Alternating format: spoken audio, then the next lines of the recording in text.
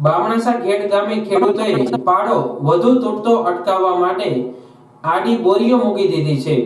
કેશોદના બામણાસા ખેડ ગામે ઓસત નદીમાં પૂર દબાણ સાથે ધસમસતો પાણીનો પ્રવાહ વહેતા વજસીભાઈની વાડીએ પાકી સંરક્ષણ દિવાલ તૂટી હતી, જેને લઈ નદી કાંઠાની નજીક જમીન અને મગફળીના પાકને મોટા પ્રમાણમાં નુકસાન થયું હતું।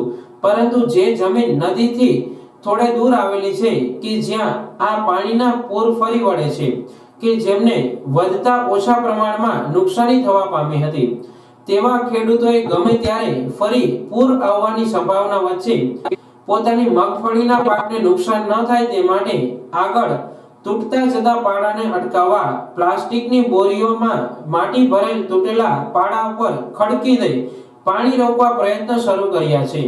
ત્યારે વરસાદ આગળ ખેંચાતા વરાપ દરમિયાન તંત્ર ઝડપથી આખો પાડો રિપેર કરે તેવું ખેડૂતો ઈચ્છી રહ્યા છે।